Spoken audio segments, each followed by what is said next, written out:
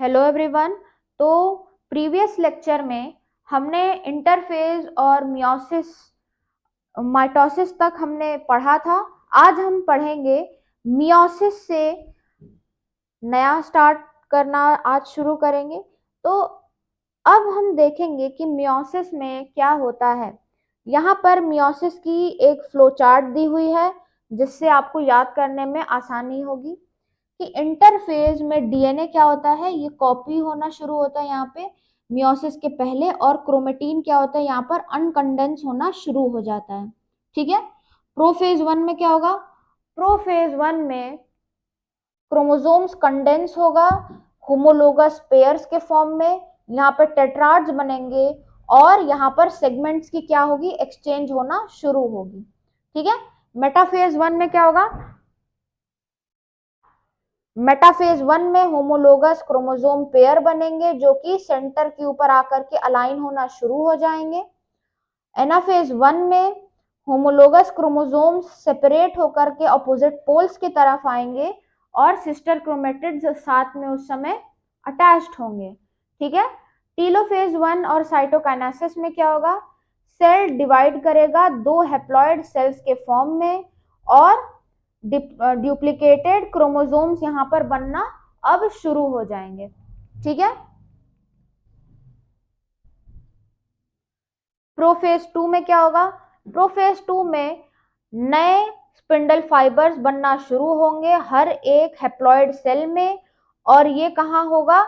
Duplicated chromosomes के इर्द गिर्द या अराउंड कह सकते हैं होगा। मेटाफेज टू में क्या होगा?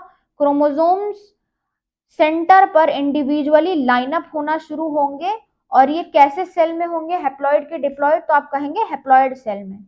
अब है एनाफेज टू। एनाफेज टू में सिस्टर क्रोमेटिड सेपरेट होंगे और ऑपोजिट पोल्स की तरफ आना शुरू होंगे। टीलोफेज टू में साइटोकाइनेसिस जब होगा तो न्यूक्ली रिफॉर्म होंगे, यहाँ पे साइटोकाइनेसिस होगी तो 4 हैप्लॉइड डॉटर सेल्स बनेंगे। 2n सेल बना, मियोसिस हुआ फर्स्ट, 2 हैप्लॉइड सेल्स बने, मियोसिस 2 हुआ और 4 हैप्लॉइड सेल्स यहाँ पर बने। इसको याद रखिएगा, ये इंपॉर्टेंट है, एग्जाम में रिवाइज करने में इससे आसानी होगी कि जब 2n सेल था तो मियोसिस 1 हुआ, जब 2 हैप्लॉइड सेल्स बने तो मियोसिस 2 हुआ और 4 हैप्लॉइड सेल्स रिजल्टेंट बने।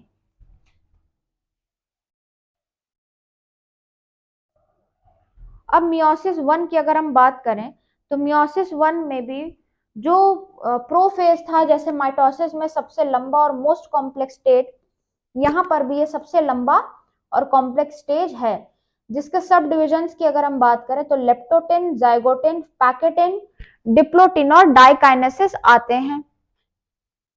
लेप्टोटिन में क्या है?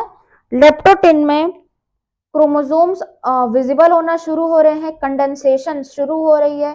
जाइगोटीन, यहाँ पर सिनेप्सिस होगा तो होमोलोगस क्रोमोसोम्स के पेयर बनेंगे।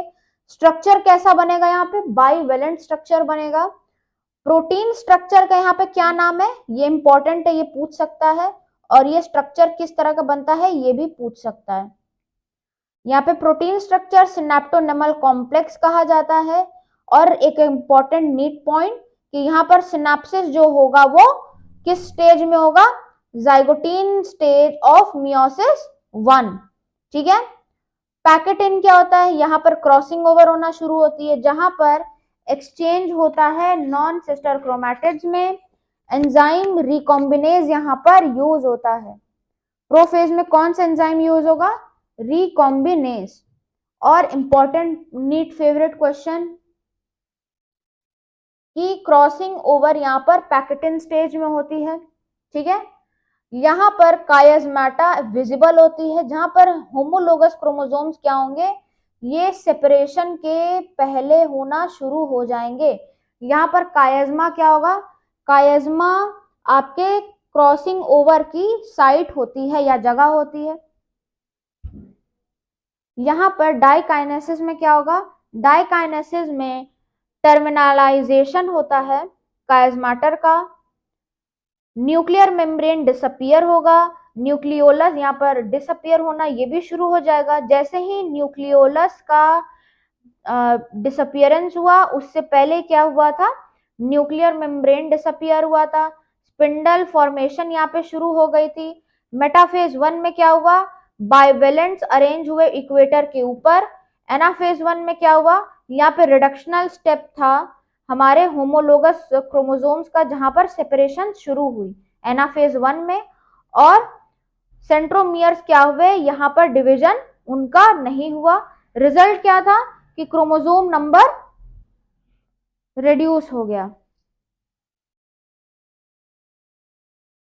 अब देखेंगे इंटरकाइनेसिस। इंटरकाइनेसिस क्या होता है, ये शॉर्ट इंटरवल होता है मियोसिस 1 और मियोसिस 2 के फेज में। ये पूछ सकता है कि इंटरकाइनेसिस क्या होता है, तो आप क्या जवाब देंगे कि इंटरकाइनेसिस हमारा शॉर्ट इंटरवल होता है मियोसिस 1 और मियोसिस 2 में। मियोसिस 1 क्या है, इक्वेशनल डिवीजन है जो कि माइटोसिस के बिल्कुल सिमिलर है। और प्रोफेज 2, मेटाफेज 2, एनाफेज 2 और टीलोफेज 2 क्या है, इसके स्टेजेस हैं। ठीक है।